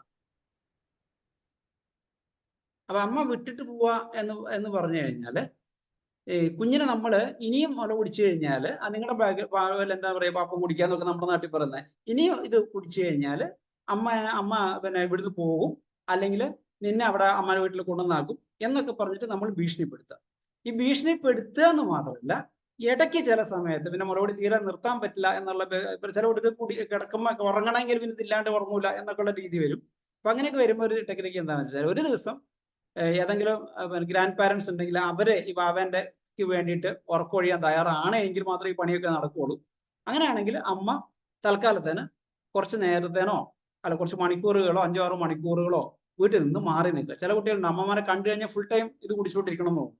അപ്പൊ അങ്ങനെ വരുമ്പോൾ മാറി നിൽക്കുക. പറയുമ്പോഴെല്ലാം ഭീഷണി ഇത് തന്നെയാണ്, നീ ഇനിയും പാപ്പം കുടിച്ചുകൊണ്ടിരുന്നു കഴിഞ്ഞാൽ അമ്മ ഈ വീട്ടിൽ നിന്ന് പോകും. ആ കുഞ്ഞുങ്ങൾ ഏറ്റവും വലിയ പേടി എന്ന് പറഞ്ഞാൽ അവർക്ക് അമ്മയില്ലാണ്ട് ഇരിക്കാൻ പറ്റില്ല. നമ്മൾ ഏറ്റവും ഇങ്ങനെയുള്ള കുട്ടികളെ ഏറ്റവും വലിയ ഹൊറർ എന്ന് പറഞ്ഞാൽ അവർ കാണുന്ന പേടി സ്വപ്നങ്ങളിൽ ഏറ്റവും വലിയ പേടി സ്വപ്നം അമ്മ ഇട്ടിട്ട് പോകുന്നതാണ്. അപ്പൊ അതുകൊണ്ട് ഈ മക്കളെ ഇമോഷണൽ ത്രെട്ടനിങ് ആണ് പിന്നെ നടത്തുക. അപ്പൊ പിന്നെ ഭയങ്കര രസമാണ് പറയാൻ. എൻ്റെ ഓരോ അമ്മമാരോട് പറയുന്നത്, അയ്യോ ഡോക്ടറെ, എന്നിട്ടും കുഞ്ഞ് കുടിക്കൂല, കാരണം കുടിച്ചു കഴിഞ്ഞാൽ അമ്മ പോലോ എന്ന് പേടിച്ചിട്ട്. എന്നിട്ട് അതിന്റെ മുഖത്ത് ഇങ്ങനെ ഈ മുലയോടെ ചേർന്ന് കിടക്കുക. അമ്മ ഞാനിതിന് ഇങ്ങനെ വയ്ക്കുന്നുള്ളൂ, തല ചേർത്ത് വെക്കുന്നുള്ളൂ എന്നൊക്കെ പറയുമ്പോഴേക്കും അമ്മയുടെ നെഞ്ചങ്ങ് പൊട്ടും. പക്ഷെ അങ്ങനെ ശരിയാണ്, ഈ യുവന്മാർ അതിലും നല്ല വെള്ളവും പിടിച്ച പോലെയാണല്ലോ, കൊടുത്തു പോയോ പിന്നെ ഇത് സ്റ്റാർട്ട് ചെയ്യും. അപ്പൊ അതുപോലെ അസുഖം വന്നു കഴിഞ്ഞാൽ ഈ കൊച്ചു കരഞ്ഞ് അസുഖം പിടിപ്പിക്കും. പനി വന്നു കഴിഞ്ഞാൽ പിന്നെ അമ്മയുടെ എല്ലാ കൺട്രോളും പോയി, അമ്മ വീട്ടിൽ മുള കൊടുക്കും, പിന്നെ ഈ പണി നിർത്തില്ല. അപ്പൊ ഇങ്ങനെ വരുമ്പോൾ എന്ന് വെച്ചാൽ ഒരു ദിവസമൊക്കെ അമ്മമാര് ഒന്ന് മാറി നിൽക്കും. കാലം നിൽക്കുമ്പോഴും ഈ വീട്ടിൽ അത് അമ്മ മാറി നിന്ന് ഇതുകൊണ്ടാണ് എന്ന് മറ്റുള്ളവർ പറഞ്ഞുകൊണ്ടിരിക്കുക. ഇമോഷണൽ ത്രെട്ടനിങ് തന്നെ. അങ്ങനെയാണെങ്കിൽ പെട്ടെന്ന് നിർത്താൻ പറ്റും. ഒരു ദിവസമോ 2 ദിവസം കൊണ്ട് സംഗതി സക്സസ് ആവും. അപ്പൊ ഇതുവരെ പരിശീലിച്ച് നോക്കിയിട്ടില്ലാത്ത ഡോക്ടർമാർക്ക് ഇങ്ങനെയുള്ള വിദ്യകളും കൂടി നാടൻ വഴികളൂടെ അറിഞ്ഞിരിക്കണം. അപ്പൊ ഇതും കൂടി പറഞ്ഞുകൊണ്ട് ഞാൻ നിർത്തുകയാണ്. ഞാൻ തന്നെ എഴുതിയ എൻ്റെ ഒരു കവിതാ ശകലം ഞാൻ പറഞ്ഞുകൊണ്ട് ഇന്നത്തെ ക്ലാസ് അവസാനിപ്പിക്കാം. ഉണ്ണി കരയുന്നത് എന്തെന്ന് നോക്കാൻ അമ്മയ്ക്ക് 2 അല്ല 4 കണ്ണുകൾ, മുഖക്കണ്ണ് 2 മുലക്കണ്ണ് 2. ഉണ്ണി കരയുന്നത് എന്തെന്ന് നോക്കാൻ അമ്മയ്ക്ക് 2 അല്ല 4 കണ്ണുകൾ, മുഖക്കണ്ണ് 2 മുലക്കണ്ണ് 2. Okay, thank you. അപ്പൊ ഇന്നത്തെ ക്ലാസ് അവസാനിപ്പിക്കുകയാണ്. 10 മിനിറ്റ് സമയമുണ്ട്. നിങ്ങൾക്ക് എന്തെങ്കിലും കോൺട്രിബ്യൂഷൻസ് നടത്താനുണ്ടെങ്കിൽ നടത്താമെന്ന് പറഞ്ഞുകൊണ്ട് നിർത്തുന്നു. നന്ദി.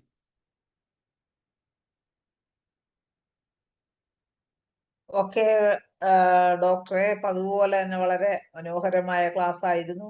അപ്പൊ ഇതിന്റെ 2ാം പാർട്ട് ഉന്നതത്തോടു കൂടി കഴിഞ്ഞെന്നാണ് വിചാരിക്കുന്നത് അല്ലേ? ഈ ടോപ്പിക് അവസാനിച്ചു.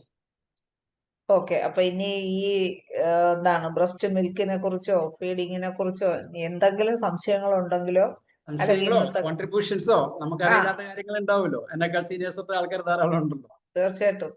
അപ്പോ ഡോക്ടർക്ക് അങ്ങോട്ട് എന്തെങ്കിലും കോൺട്രിബ്യൂഷൻസോ ഇങ്ങോട്ട് എന്തെങ്കിലും കോൺട്രിബ്യൂഷൻസ് വേണമെങ്കിലോ ഒക്കെ ഒന്ന് ഹാൻഡ് റൈസ് ചെയ്ത് എല്ലാവർക്കും ചോദിക്കാം. അതുപോലെ തന്നെ ഒരു അനൗൺസ്മെന്റ് കൂടെ ഉണ്ട്. നമ്മുടെ എന്താണ് സെപ്റ്റംബർ 28-ന് താജ് വിവാന്തയിൽ വെച്ച് നമ്മുടെ സൂം വെബിനാറിന്റെ 5 വർഷം പൂർത്തിയാകുന്നതിന്റെ സെലിബ്രേഷനാണ്. അപ്പൊ നിങ്ങൾ എല്ലാവരും തന്നെ 3000 രൂപ അടച്ച്, അത് 3000 രൂപ ഇന്നത്തോടുകൂടി കഴിയാണ്. അപ്പോൾ ഇന്ന് പറ്റുന്നവർ ഇന്ന് തന്നെ രജിസ്റ്റർ ചെയ്ത് അവരവരുടെ പങ്കാളിത്തം ഉറപ്പാക്കണം. നല്ലൊരു പ്രോഗ്രാം ആയിരിക്കും. ഒത്തിരി വ്യത്യസ്തമായ പ്രോഗ്രാമുകളാണ് അന്ന്. കൾച്ചറൽ പ്രോഗ്രാമും കുറച്ച്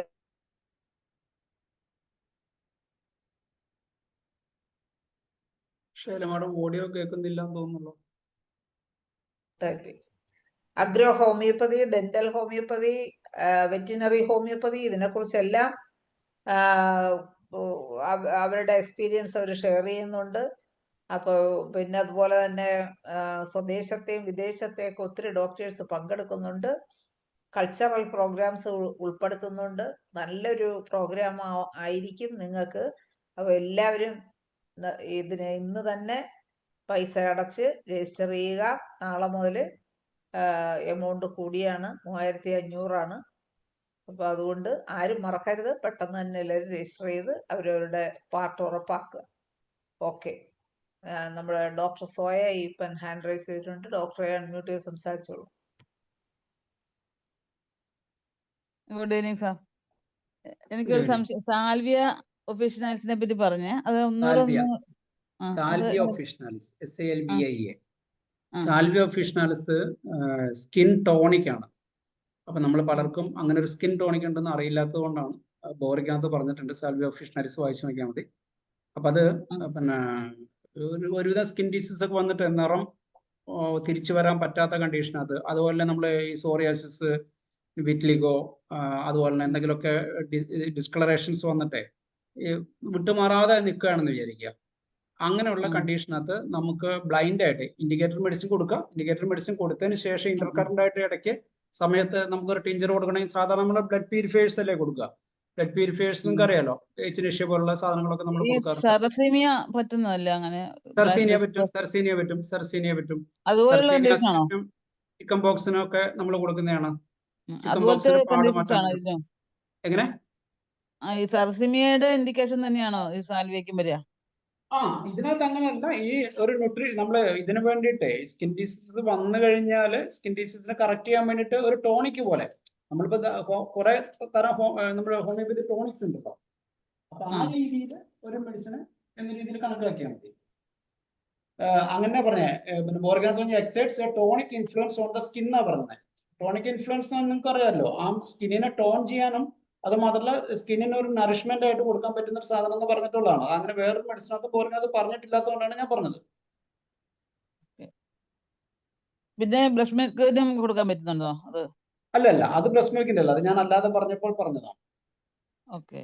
പിന്നെ ചോദിച്ചത്, ഈ ബ്രഷ് മിൽക്ക് ഇത് ഫ്ലാസ്കിനകത്ത് വല്ലതും വെക്കാനുള്ള, അങ്ങനെ ചെയ്യുന്നത് കുഴപ്പമുണ്ടോ? ഇല്ല, ഫ്ലാസ്കിനകത്ത് വെച്ചാലും കുഴപ്പമില്ല. ഈ ഫ്രിഡ്ജിനകത്ത് വെക്കുന്നത് പിന്നെ എടുത്ത് ചൂടാക്കാൻ പറ്റുമോ? ഇല്ല, ചൂടാക്കാൻ പറ്റില്ല. ബ്രസ്റ്റ് മിൽക്ക് വീണ്ടും ബ്രസ്റ്റ് മിൽക്ക് ചൂടാക്കിയിട്ട് കൊടുക്കുന്നതല്ലല്ലോ. അത് നമ്മൾ പറയേണ്ട ഒരു കാര്യമാണ്. ബ്രസ്റ്റ് മിൽക്ക് നോർമൽ വെയിറ്റ് ചെയ്തിട്ട് നോർമൽ ടെമ്പറേച്ചറിലോട്ട് വന്നിട്ട് കൊടുക്കുക. അപ്പൊ പുറത്തങ്ങനെ അതേ നേരം ഇരിക്കുമ്പോ കേടാവൂലേ? ഇല്ല, അതല്ല ഞാൻ നേരത്തെ പറഞ്ഞത്. 4 മണിക്കൂർ മുതൽ നമ്മൾ വച്ച്, ഞാൻ നേരത്തെ സ്ക്രീനിനകത്ത് പറഞ്ഞൊരു കാര്യം അത് തന്നെയായിരുന്നു.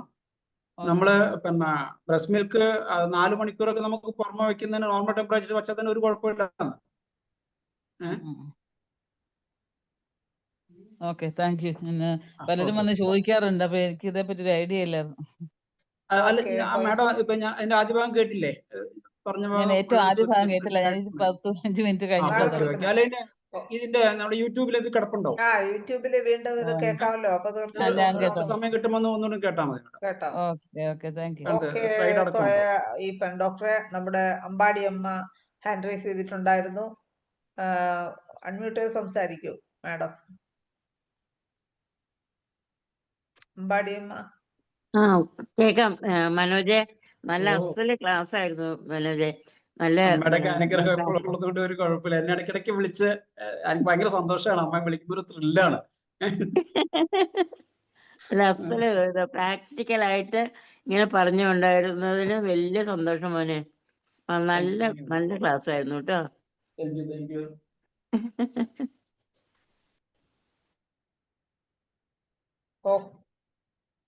ഓക്കെ, സന്തോഷം അമ്പാടിയമ്മേ. അമ്മയ്ക്ക് എന്തെങ്കിലും ഇതുപോലെ പഴയ ഇത് മിൽക്ക് പിന്നെ ടെസ്റ്റ് ചെയ്യേണ്ട എന്തെങ്കിലും നിങ്ങളുടെ നാടൻ വഴികൾ എന്തെങ്കിലും ഓർമ്മയുണ്ടോ, അറിയാമോ?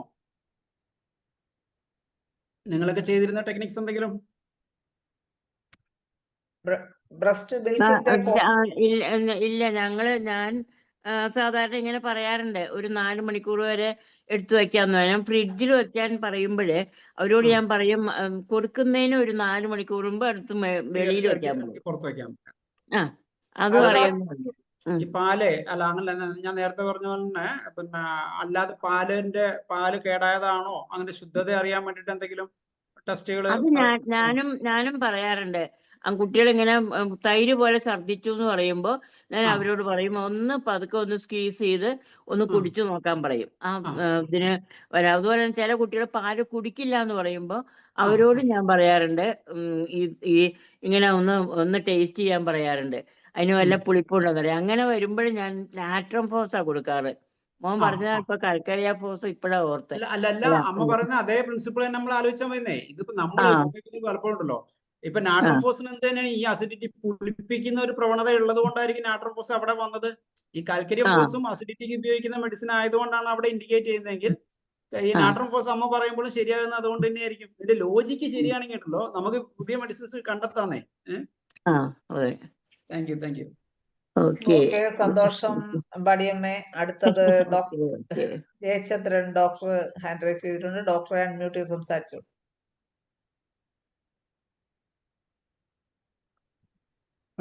ഡോക്ടറെ, നമ്മുടെ രമാ മേഡിയം പാഠം പറഞ്ഞ പോലെ നല്ലൊരു ക്ലാസ് ആയിരുന്നു.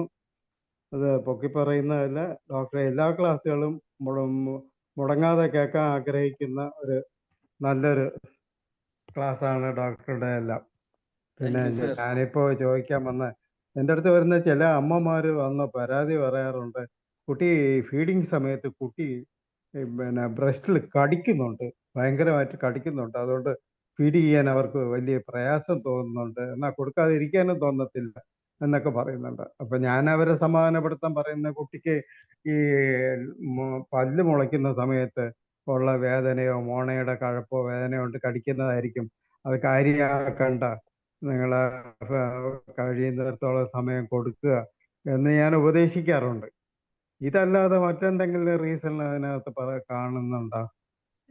അത് ഇത് തന്നെയാണ് സംഭവം. ഇത് തന്നെയാണ് എന്റെ. പക്ഷെ ഇതൊരു കടിക്കുക എന്ന് പറഞ്ഞാൽ ഭീകരമായിട്ട് കടിച്ചിട്ട് 2 കഷ്ണം പോലെ ആക്കുന്ന പിള്ളേരുണ്ട് തന്നെ. അങ്ങനെയൊക്കെ വന്നിട്ടുണ്ട്. അതെ. അത് പക്ഷെ പല്ലിന്റെ ബൈറ്റിംഗ് ആ ടെൻഡൻസി ടു ബൈറ്റിംഗ് സ്ട്രമോണിയ ഒക്കെ കൊടുക്കേണ്ടി വരും. പക്ഷെ അതൊന്നും ആയിരിക്കണമെന്നില്ല. ഇത് ആ പല്ലിന്റെ കിരിയിരിപ്പ് വരുന്നതും ഇതും കൂടി ഒന്നിച്ചായിരിക്കും. ഇപ്പൊ ഒരാളെ എനിക്ക് മെസ്സേജ് അയച്ചിട്ടുണ്ട്, ബ്രസ്റ്റ് മിൽക്ക് ചൂടാക്കാൻ വേണ്ടി ഒരു സ്പെഷ്യൽ ടൈപ്പ് കെറ്റിൽ ഇറങ്ങിയിട്ടുണ്ട് അത്ര. പിന്നെ നമ്മളാണ് പഠിക്കേണ്ടത്. അതുപോലെ ജയലളിത ഡോക്ടർ ഒരു സാർ, ക്വസ്റ്റ്യൻ അത് ചോദിച്ചിട്ടുണ്ട്. ആർക്കെങ്കിലും വിവരറിയാമോ? ആരെങ്കിലും നമ്മുടെ കേൾക്കുന്ന ആർക്കെങ്കിലും ഈ കടി നിർത്താനുള്ള കടി നിർത്താൻ വേണ്ടാണ്ട് പറഞ്ഞാല് അമ്മമാർ അതിനും വലിയ കടി കൊടുക്കുക എന്നുള്ളതാണ് ഒരു രക്ഷ. പക്ഷെ ഇത് കടിച്ച് 2 കഷ്ണാക്കി കളയും. ശരിക്കും ഇപ്പോഴു് ഞാൻ സാധാരണ ചമാമിലെ മാക്ഫോസും കൊടുത്ത് വിടാറുണ്ട്. കുറച്ച് ദിവസം കഴിഞ്ഞ് സാറേ ഇപ്പോൾ വ്യത്യാസം ഉണ്ടെന്ന് അമ്മമാരൊന്ന് പറയാറുണ്ട്. അല്ല, ആ ഒരു ടെൻഡൻസി ടു ബൈറ്റ് ഇല്ലേ, കടിക്കലും തോളയിൽ പിടിച്ചു കഴിഞ്ഞാൽ നമ്മളെ തോളയിരുന്ന് കടിക്കലും ഒക്കെ ഉണ്ടല്ലോ. മേ ബി സാർ പറഞ്ഞല്ല, ആ പ്രായത്തിലുള്ള എല്ലാത്തിനും നമ്മൾ ആദ്യം ചിന്തിക്കുക ഇവന്റെ പല്ല് വരുന്നത് കൊണ്ട് ഉള്ള പ്രശ്നങ്ങൾ മാത്രമല്ല, ഇവന്റെ ഇമോഷണൽ പ്രോബ്ലംസ് എല്ലാത്തിനകത്തും പിന്നെ ആ ഒരു ടെക്നിക്ക് നമുക്ക് ചമോമില്ല ഉപയോഗിക്കും. അതെ. ചമോമില്ല അങ്ങനെയുള്ള മക്കൾക്ക് നമുക്ക് ഉപയോഗിക്കാം. ഓക്കെ. Thank you. ഓക്കെ, ഇനി സമയമില്ല നമുക്ക് ചോദിക്കാൻ. സമയമില്ല. നമുക്ക് വൈൻഡപ്പ് ചെയ്യാനുള്ള സമയമായി. ജയലളിത ഡോക്ടർ ഒരു സംശയം ചോദിച്ചിട്ടുണ്ടായിരുന്നു, ഒന്ന് നോക്കൂ മനോജ് ഡോക്ടറെ.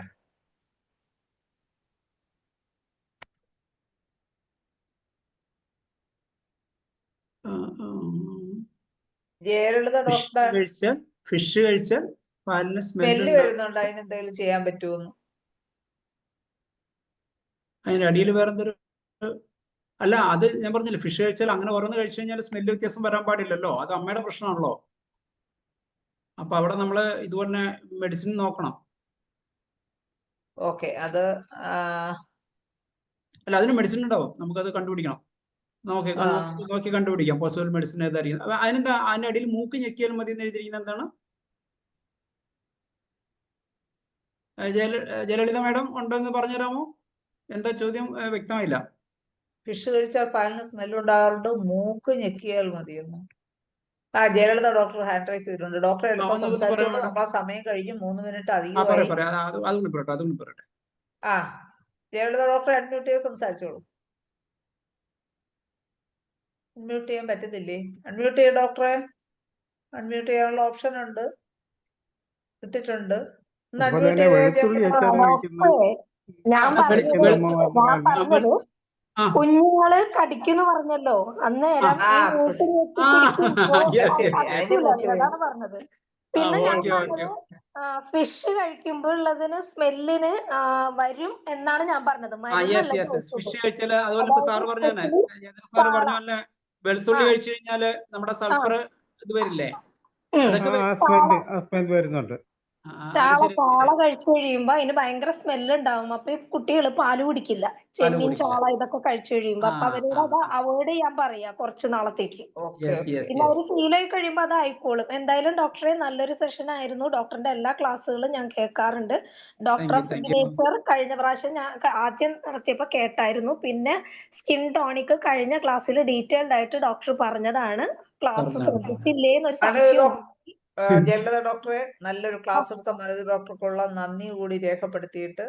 ഓക്കെ ഡോക്ടറെ, മനോജ് ഡോക്ടറെ, നല്ല സെഷനാണ്. ഞാനിപ്പോ ഏത് സമയത്ത് എന്ത് ബുദ്ധിമുട്ടുണ്ടെങ്കിലും ഓടി വന്ന് ഞാൻ ആ ക്ലാസ് കേൾക്കാറുണ്ട്. സൂപ്പർ ക്ലാസ് ആണ്. ഒരു സ്പെഷ്യൽ വെറൈറ്റി ക്ലാസ്സും കൂടിയാണ് ഡോക്ടറിന്റെ. അപ്പൊ ഞാൻ താങ്ക് യു. ഹൈവേച്ചിന്റെ പേരില് ഇവിടെ കൂടിയിരിക്കുന്ന എല്ലാ ഡോക്ടേഴ്സിന്റെ പേരിലും നന്ദി അറിയിക്കുന്നു. ഞാൻ ഇടയ്ക്ക് സംശയം ചോദിക്കാറുണ്ട് ഡോക്ടറോട്. ഓക്കെ ഡോക്ടറെ, താങ്ക് യു. വീണ്ടും വരിക.